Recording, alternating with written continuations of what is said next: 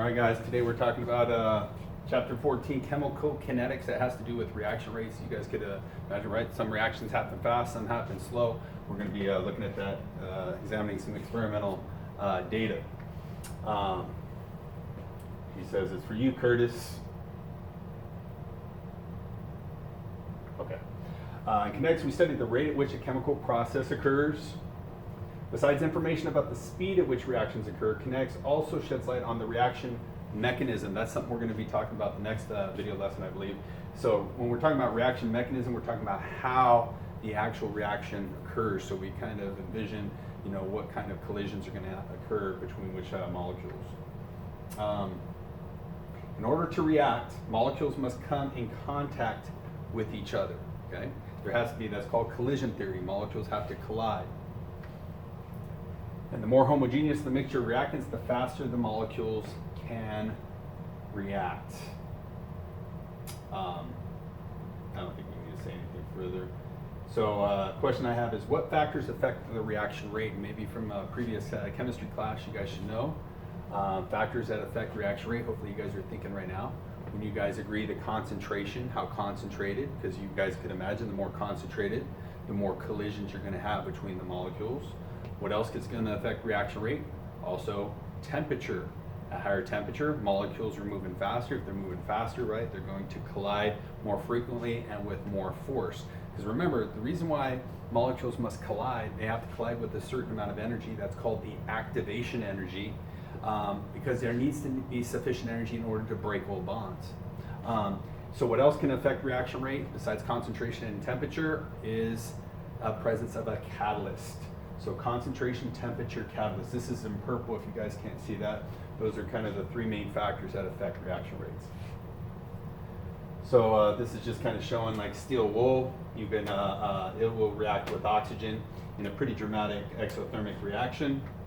The reason why they're showing this is if you had well, I'll just leave it at that. As the concentration of reactants increases, so does the likelihood that reactant molecules will collide. Just imagine more molecules in a space, right? That's what concentration is. It's an amount per given space. And so if you have more molecules in a given space, the tendency for those molecules to collide is going to increase, and therefore that's going to result in a faster reaction. Temperature.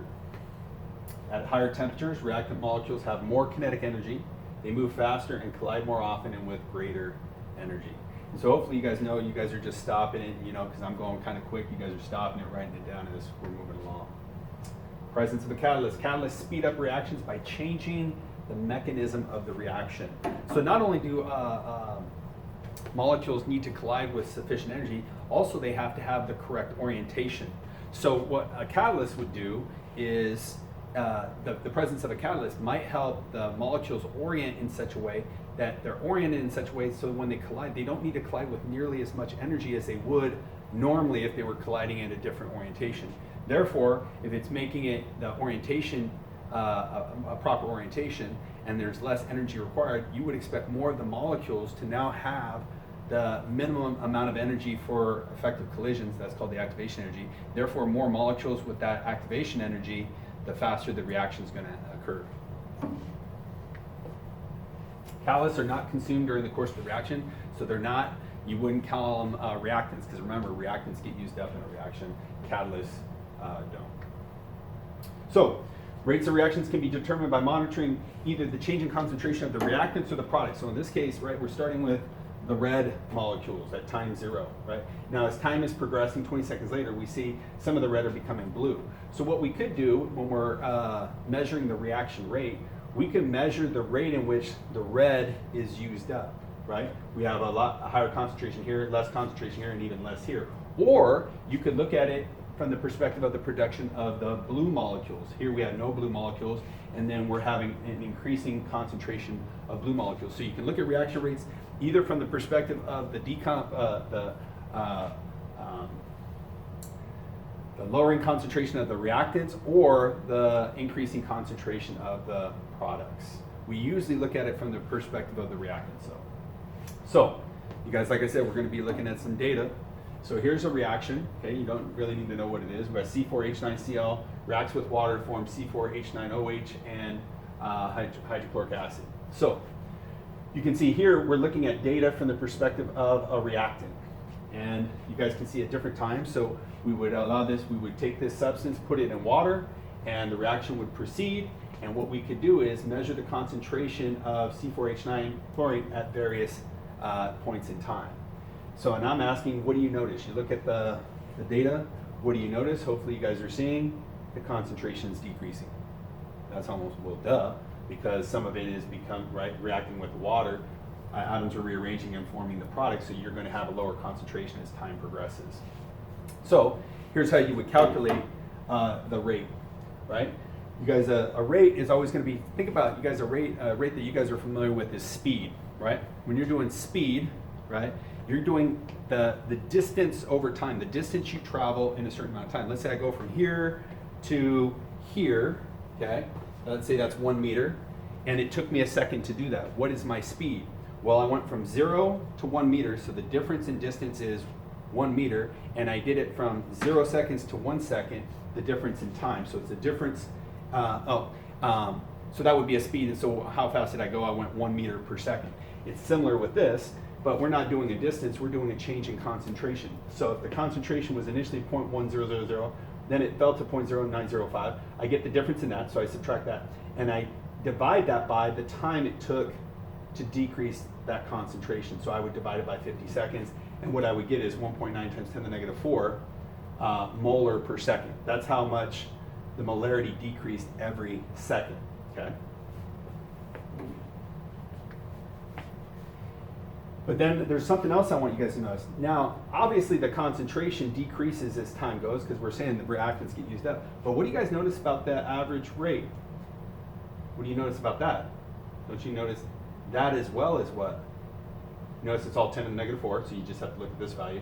That is decreasing as well. So what are we saying?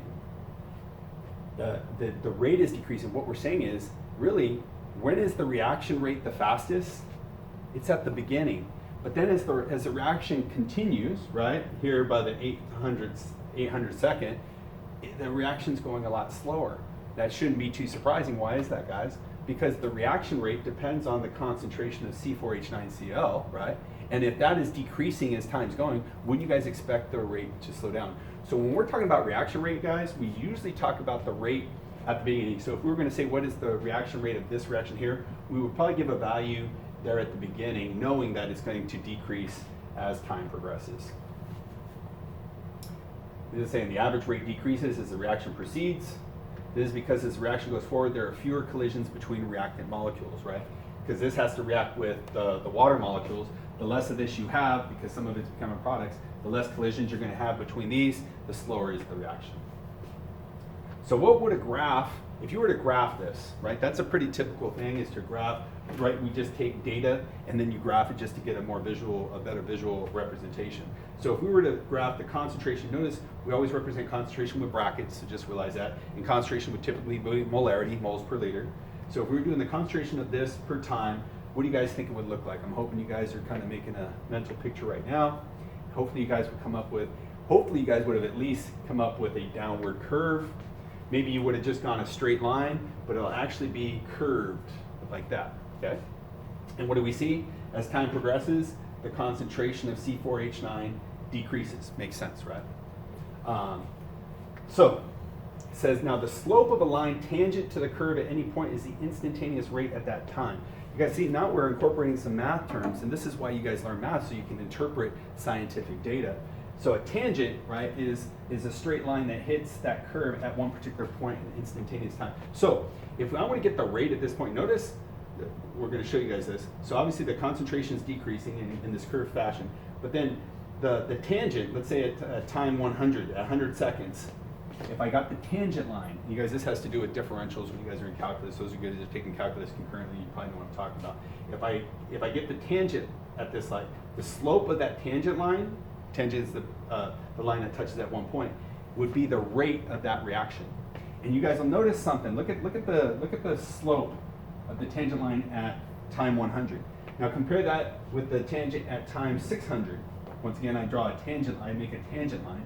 What do you guys notice about the slope? Isn't the slope less steep? That's kind of consistent with what we had just said. When is the reaction happening the fastest? At the beginning, which indicates it with a steep slope. But as it progresses, the slope of that tangent line becomes more and more gradual, indicating that the rate of the reaction is going slower and slower. Okay. So all reactions slow down over time. It's really quick here, and the gradual slope here indicates it's slowing down. The best indicator of the rate of a reaction is the instantaneous rate near the beginning of the reaction. So when we talk about the rate of a reaction, we're typically talking about what is the rate initially when you're starting out. And so what you'll notice is, right, the rate of the reaction is much faster when the concentration of your reactant is higher, and as the concentration of your reactant gets lower, the rate indicated by the gradual slope decreases. And I think we just kind of talked about this.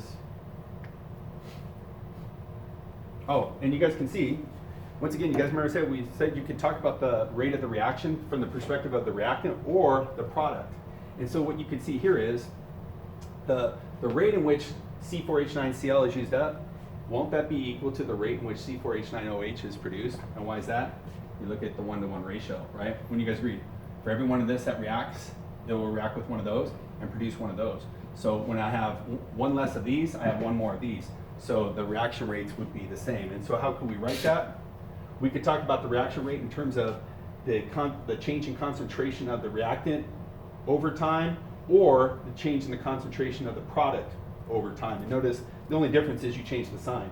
This has a negative because this concentration is decreasing, and this is positive, which would be at the same rate, yet it has a positive value because that concentration is increasing. He's like that. So why do you keep giggling? You guys mess with your dog like that? One can gain information about the rate of a reaction by seeing how the rate changes with changes in concentration. So that's what we do. We look at experimental data, we collect experimental data, and then we analyze it to get a better understanding of what that reaction is about. So let's say we have this reaction. We have ammonium ions react with nitrite ions to form nitrogen and water, okay? So what you might imagine, we could measure concentrations of the reactants. Notice these are the two concentrations over time. We have different trials, different experiments. So let's say experiment 1, we use 0.01 molar of this and 0.2 molar of this, and then we measure the initial rate. You guys see, and that's the rate of the reaction. 5.4 times 10 to the negative 7, it says molarity per second. So that's how fast the molarity is changing every second, okay? And then we can change the concentrations. That would be trial 2, change the concentration again. And we see every time you change the concentrations, you typically change the rate of the reaction, because the rate of the reaction is dependent upon how concentrated the reactants are. So let's say, what do I want to do next? Okay, let's say this. So I'm going to tell you guys, okay, let's do a comparison here. Compare trial 1 and 2. I'm going to ask, what do you notice? And there's a reason why I say compare 1 and 2. What you guys should notice in 1 and 2 is, notice in 1 and 2, the concentration of the nitrite ion is staying the same. The reason why you want to compare 1 and 2 is, so therefore, if there's any change in the rate of the reaction, if the concentration of the nitrite stayed constant, what does the change in the rate depend on?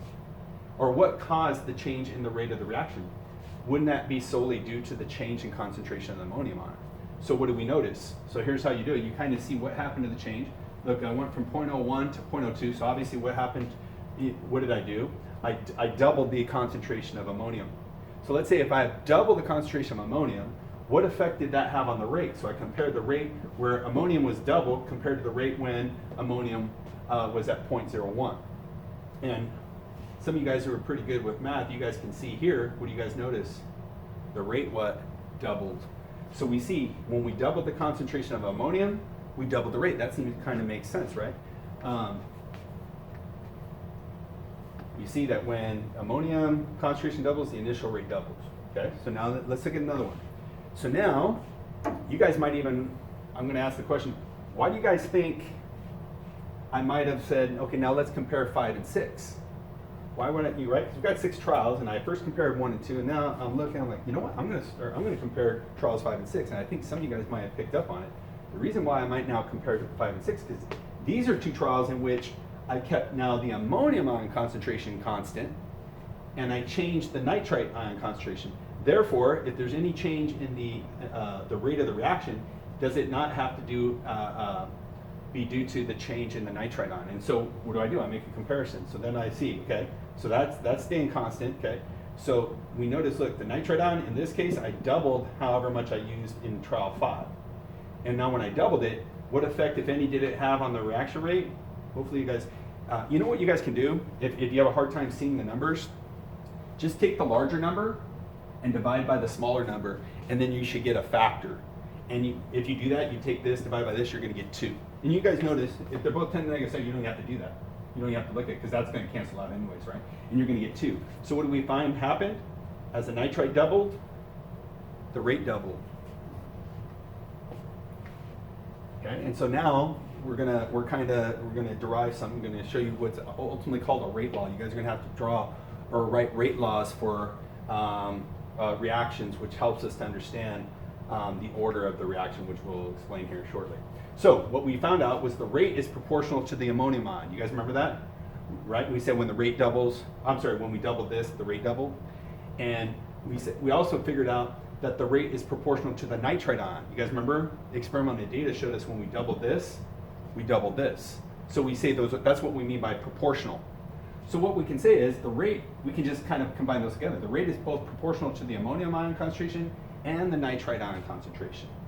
So then when you want to make it into an equation, remember this is an expression, when you want to make it an equation, so it's pretty much the same thing, you have to add a constant. So K is what's called the rate constant, okay? So this is called the rate law. So this is what I would expect you guys to be able to write based on the experimental data. That's how we determine this. We don't determine this from, you guys, and this is key. This is what a mistake that a lot of people make. A lot of times people are going to look at the reaction, and they're automatically just going to say, oh, the rate law is rate is equal to K. They're going to take the concentration of ammonium and times the concentration of nitrite. Now in this case, it just happens to be so, but you guys got to realize, how did we ultimately get that rate law? It was by examining the experimental data and recognizing that the rate is both proportional to ammonium and nitrite. So we're going to show you a case where that could be different, so you guys would know not to so the point is, you can't get the rate law just from the equation itself. You have to determine the rate law based upon experimental evidence. Okay, so a rate law shows the relationship between the reaction rate and the concentration of the reactants. The exponents tell you the order of the reaction, and this is important when we do some calculations. We'll show you here shortly. Since the rate law is this, remember this is the rate law from the previous slide, the reaction, we would say, is basically you look at the exponents. There's just a 1 here, so we'd say it's first order with respect to ammonium, and that's just to the first power. It's first order with respect to nitrite. And then lastly, we'd say the overall reaction order can be found by adding the exponents on the reactants in the rate law. So if it's first order with respect to ammonium, first order with respect to nitrite, we would say overall it is a second order reaction. Okay, that's just a little terminology there. That's not all that important. What's important is that we're going to be able to solve problems, which is what we're going to practice here. So if it's a first order, here we're going to show this. If we have a first order process, and how do we're able to determine this first order, right? By looking at experimental data. Remember, it was first order with respect to those reactants concentrations. If it's first order, you guys write this down. This is really important. This is an equation we can use for first order processes. Basically, you'd have to do some calculus, and then you would derive this, from looking at the curve on a first order reaction. You would look at the curve, and you could derive this equation. Now, we'll try to make some sense out of this. So, basically, ultimately, a lot of times, what you're doing is you're going to use an equation like this. So once you determine that a reaction is first order, then you would know that you can apply this equation. Oftentimes we would use this equation to determine how much of a certain substance do I have after a certain time. So for example, look, we take the natural log, and you guys, I'm going to punch the numbers for you. Even if you're not taking calculation like natural log, all you have to know is how to punch it on your calculator. We'll show you. So the natural log of concentration of A at time t. So this is the reactant that we're interested in. This would be the concentration at some time t. you know, after 10 minutes, after 20 minutes, after 3 hours, whatever, minus the natural log of when we have not, that is the initial concentration, right? And you guys should realize that, right? Won't the concentration of your substance after time t, won't it depend at least upon how much you had initially too, right? Is equal to negative K, you guys remember what the K is, that's your rate law constant, okay? Times T, that's however much time has transpired.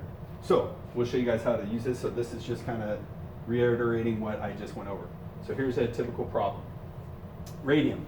You guys, radium is a radioactive substance. It undergoes radioactive decay.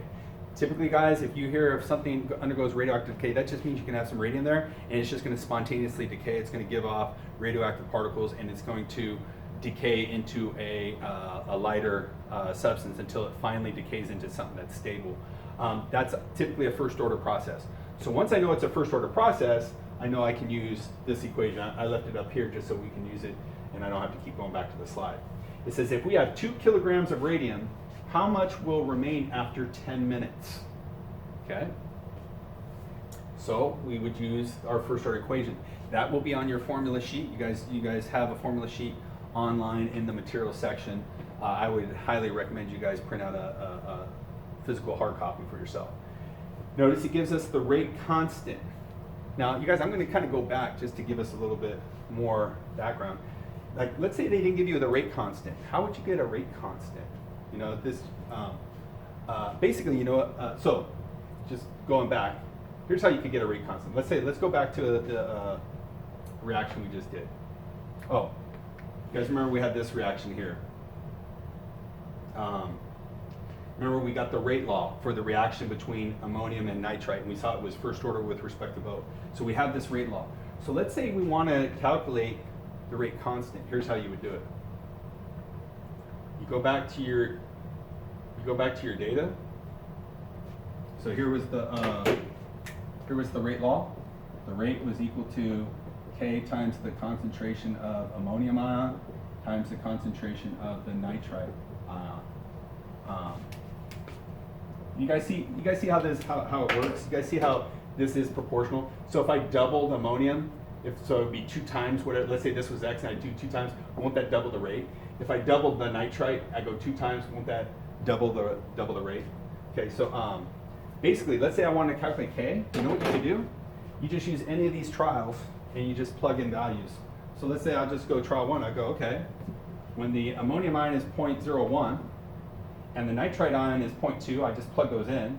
The rate is 5.4 times 10 to the negative 7, and so I put 5.4 times 10 to the negative 7, and then what do? I just solve for K. I divide by the ammonium, divide by that, and now I got my K. So that would be, for example, how they would have got the K value for that, that decay of radium. So I just kind of went back just to show you how they got that, how they might have got a value like that.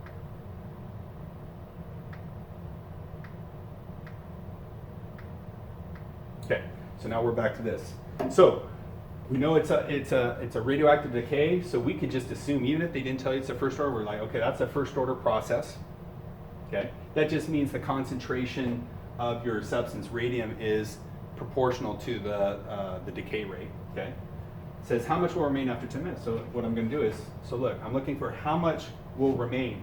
So wouldn't you guys agree? I'm looking for concentration of A at time t. So what I want to do is I want to get this by itself. So I want to get rid of this. So how could I get rid of this?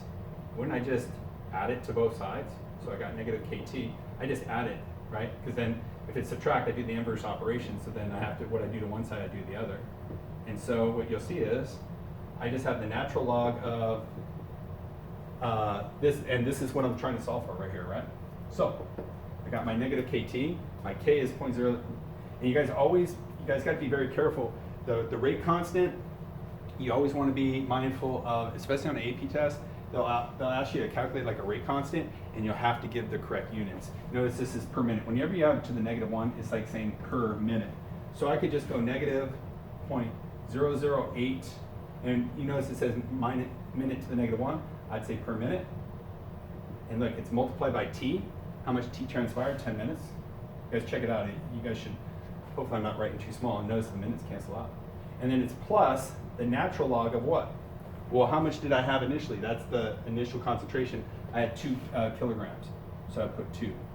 And you could put kilograms, just realize if this is in kilograms, your value after time t is going to be in kilograms. So what do? Guys, let me show you on the calculator, just so you guys can see. You don't have to do any, you don't have to know much more than just the correct button. So if I were you, I would maybe do this first. I'm going to go negative 0.008 times 10. You guys know you're just going to move over the decimal, but I'll just show you how to do it. So I'm going to go 0.008. I have to make a negative, so I push that little negative button, and then I'm going to go times 10. And I got, you guys see it just moved over the decimal one place, so it's negative. And then I'm going to add that to the natural log of 2. So I go plus 2 natural log, and I get 0.613.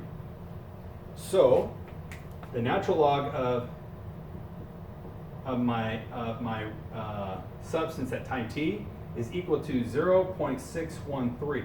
So how do I get I don't want the natural log of that, I want the actual value. So I don't want to know the natural log is 0.613. The natural log of what I want is 0.613. So what you do is you do the inverse. You just do the inverse, okay? So basically I have 0.613. So rather than pressing the natural log, I'm going to press shift natural log, okay? And I get 1.8. So what did I figure out? And guys, you got always look at your values and see if they make sense. So, going back, it says how much will remain after 10 minutes? You're going to have 1.8 kilograms. So what happened? After 10 minutes, right, we started with 2 kilograms, 0.2 kilograms decomposed, right, and they form more into a stable. So the amount of radium I have left is 1.8 kilograms. All right, moving on. Similar, integrating the rate law for a process is second order. Oh, okay. So now we're talking, you guys remember, not everything is necessarily first order. Remember, these were first order with respect to each one. Overall, it's a second order. Let me show you a case in which that might not be. Okay, check this out. Okay. So I try to make it really simple, probably overly simple, but just to communicate what I'm trying to say. So here we have iodine, diatomic iodine. Let's say it's a process in which the iodine atoms are going to separate. Okay. So, and you might imagine that the rate in which that happens, so let's say iodine molecules need to, to collide. You guys remember, right? They have to collide and they have to have a certain amount of energy, the activation energy, in order to break the old bonds for the reaction to occur. So you would imagine the rate in which this occurs is going to be dependent upon the concentration of your reactant. You guys will notice this though, this time we have gases. Oftentimes when we're doing gases, we don't talk about the concentration of gases, we talk about the pressure of gases. That's kind of like a typical unit we would use when we're talking about gases. But you guys should realize that the higher the concentration of the gas, the more pressure it's going to exert. So we'll typically measure it in pressure in ATM. So if you try one, let's say I had 0.375 ATM of iodine, and there's a certain rate in which that those iodine atoms separate. And then you'll see in trial 2, I used a different concentration or pressure of iodine, and we see the rate changed. So if we're going to do the rate law, okay, so this is what you guys are going to be expected to do. Remember how to write a rate law. The rate is going to equal to, guys remember, it's always equal to a constant. So each reaction has its own rate law constant. And now I have to go, so I know I'm going to have iodine here, right? I'm going to say times the concentration, I'm sorry. Once again, it's not the concentration, it's the pressure of iodine. But I got to know what order, if this is a 1, that's first order. If it's a 2, it's second order. Okay. So what do? You look at how the rate changes with the change in concentration or the pressure of your gas. So look, it went from 0.188. Let's say I'll always compare the higher with the lower. And you guys remember what you can do? Just take the larger number when you're doing a comparison and divide it by the smaller. And some of you guys are good with math. You guys can already see you're going to get a number very close to 2. So then you can kind of look at it this way. When I double the pressure of iodine, what effect did it have on the rate? Once again, if you guys can't see it, I would take the larger number. You guys see it, they're both 10 to the -5, so you don't have to do, that would cancel out. Just take the larger number divided by the smaller one, and you know what you're going to get? You're going to get 4. So what do you recognize? When you double the pressure or the concentration, you quadruple the rate. What do you guys think? That means this is second order. You guys see why this is? Because check this out.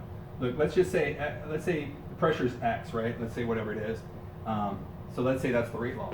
Well, you guys look, when it's second order, let's say I was to double the pressure. So it's twice whatever it was before. You guys, what effect's that going to have on the rate? Because what do you have to do with the square? Don't you have to square that coefficient? The 2 squared is 4. So it's going to have an effect of quadrupling the rate. So hopefully you guys are kind of getting an idea that some reactions can be what we call second order, okay? And so when they're second order, we have a different integrated rate law. So you guys write that down. So I'm going to erase this just so it doesn't look too messy. So here it is. I'm going to leave it up. And basically you just take your data, concentration versus time, and you can use some, I believe, some integrations within calculus. Man, it's been a long time since I did calculus. So, at this point, I'm not going to expect you guys to do what I can't do readily. So therefore, I'm just going to give you guys the equation. We're not going to derive it. Basically, you're just going to use it. So once you determine that a reaction is second order, then you would use this equation, not this one, this equation, and oftentimes, once again, you would use it to do the same thing. Let's say you use it to find what's the concentration of your reactant after a certain time t, okay? Once again, this is in your formula sheet as well. So, last thing today, guys, we're going to talk about what's called half-life, okay? So, a lot of times when we have a radioactive substance, we measure the reaction, the decay rate, by what's called a half-life. The question is, what does this mean? You could kind of probably figure it out, half-life. Half-life, you guys look, like for example, they're calling this the half-life. Well, you guys look, let's say we went from 150 torr, this is a gas, which is let's say millimeters, we went from 150 down to 75. So we end up with half of what we originally had. Well, a half-life is the time it took for a substance to decay to half of what you originally had. So we could look at what's the half-life. Now you guys say that's 10,000, 20,000, 30,000 seconds. You can see this is a lot slower than some of the other ones. And then you can see what's the half-life. If you kind of just estimate, it looks like it's about 14,000 seconds. Well, now look at this too, right? And as expected, you guys see the concentration of the pressure is decreasing as time's going on because you have less and less of it, right? Well, now look at this. Let's say we had it 75 torr. Now let's say it goes down to 37.5 torr. Once again, you guys, that is half of what we originally had. So you could call the time that it took to go from 75 to 37.5, that's called the half-life. And what do you guys notice? If you guys look, the half-life is still the same. So the half-life is not dependent upon how much you have.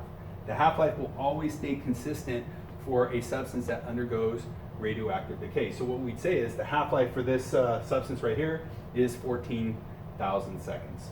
So that's what a half-life is. The time required for one half of a reactant to react, or